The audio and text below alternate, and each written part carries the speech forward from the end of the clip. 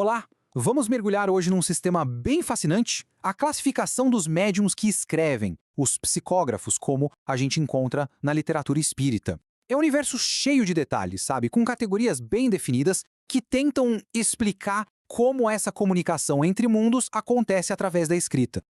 Bem, para começar, essa citação da obra base já dá o tom de tudo.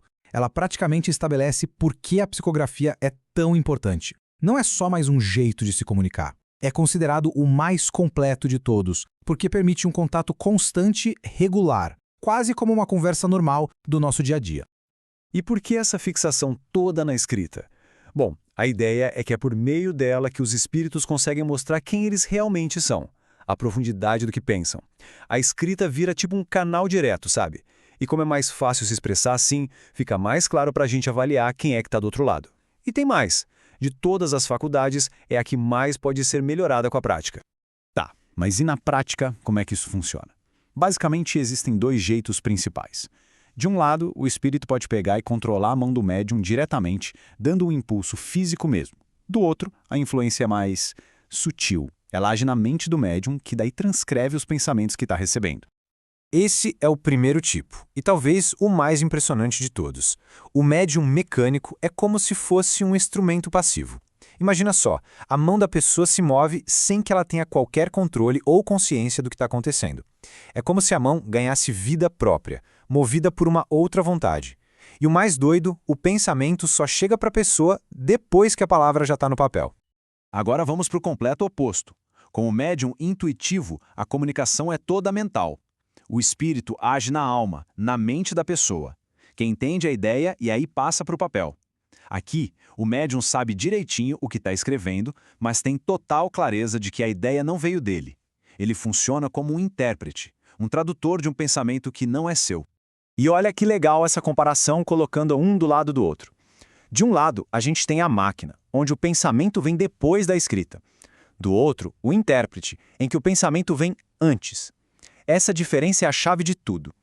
Um é uma ação física direta. O outro é uma transmissão de consciência, uma troca de ideias. Mas não é só preto no branco, não. Na verdade, existe todo um espectro aí no meio. O semimecânico, por exemplo, ele sente aquele impulso na mão, mas ao mesmo tempo ele vai acompanhando conscientemente o que está sendo escrito. E o inspirado? O inspirado é algo que muita gente já deve ter sentido. Aquela ideia que surge do nada, sabe? Um estalo, uma solução criativa. Pois é, essa inspiração também é vista como um tipo de mediunidade. Agora, vamos dar um passo para trás e olhar o quadro geral. A psicografia, a escrita, é só uma parte de um mapa muito maior. A doutrina organiza a mediunidade em várias categorias e cada uma tem umas aptidões bem específicas. Vamos dar uma olhada em como isso se organiza. A primeira grande divisão é essa aqui. De um lado, os médiuns de efeitos físicos, que são aqueles que conseguem provocar coisas materiais, tipo barulhos, movimento de objetos, e do outro, os médiuns de efeitos intelectuais, que são mais preparados para receber e passar para frente comunicações inteligentes, como na escrita, na fala ou na arte. E dentro dessas caixas, a variedade é gigantesca. Tem médium que vê espírito, médium de cura, médium que provoca aparições, que fala, ou até os que compõem música sob influência. Cada um com uma sintonia própria, uma habilidade especial para um tipo de manifestação.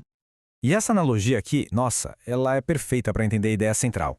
Os espíritos seriam como músicos muito experientes, e os médiuns, os seus instrumentos. Para quem é leigo, todo violino parece igual, né? Mas o artista percebe os detalhes, as diferenças sutis que fazem cada violino ser perfeito para uma música específica. A lógica seria a mesma. Os espíritos escolheriam um médium que tem as qualidades certas para a mensagem que eles querem passar. Só que, se o médium é um instrumento, a qualidade desse instrumento não depende só da aptidão técnica dele. O fator humano, ou seja, o caráter moral da pessoa por trás, é considerado um elemento decisivo para a qualidade da comunicação. Pensa numa receita de bolo. Para uma comunicação ser considerada boa de verdade, precisa de 3 ingredientes essenciais. Primeiro, um bom espírito se comunicando. Segundo, um bom instrumento, que é o médium. E terceiro, uma boa intenção, um propósito nobre de quem está perguntando. Os 3 precisam estar em total harmonia. E aqui o contraste fica bem claro. De um lado, as qualidades que definem um bom médium: seriedade, modéstia, dedicação. Do outro, os defeitos que atrapalham tudo: orgulho, vaidade, egoísmo e inveja. E essas características não são só um detalhe. Elas influenciam diretamente o tipo de espírito que se aproxima e, claro, a confiabilidade da mensagem. Essa citação do espírito Erasto é um recado bem direto, para não dizer um tapa na cara. Ele critica pesado os médiuns que são muito melindrosos, sabe? Aqueles que não aceitam uma crítica. A mensagem é clara: o orgulho afasta os bons espíritos e os grupos não perdem absolutamente nada quando uma pessoa assim se afasta. Com isso, a gente chega na parte final, e talvez na lição mais prática de tudo isso: a importância de focar na sua própria aptidão natural, em vez de ficar querendo ter todas as faculdades do mundo. Então, qual seria o caminho para se desenvolver? É um processo de 3 passos. Primeiro, reconhecer os sinais daquela faculdade que já existe em você. Segundo, se dedicar àquilo, cultivar essa especialidade para ficar realmente bom nela. E terceiro, o que é crucial, evitar a armadilha de querer ter de tudo um pouco, porque isso só enfraquece o dom que você já tem. E o aviso aqui é bem sério. Essa vontade de ter todas as faculdades é vista como uma pretensão orgulhosa, uma arrogância mesmo. E a consequência disso é bem direta. Os bons espíritos simplesmente vão embora e abandonam a pessoa, deixando ela vulnerável a outras influências, nem sempre boas. A lição é: a especialização te leva à excelência, a ambição sem limites te leva ao engano. E para a gente fechar, fica essa reflexão. Depois de olhar para todo esse sistema, para todas essas classificações, a pergunta que não quer calar é: o que é que define de verdade a qualidade de uma comunicação? É a aptidão natural da pessoa, a habilidade técnica do instrumento? Ou é o caráter moral, a pureza das intenções de quem está por trás? A fonte até sugere uma resposta, mas a reflexão final, essa fica para cada um de nós.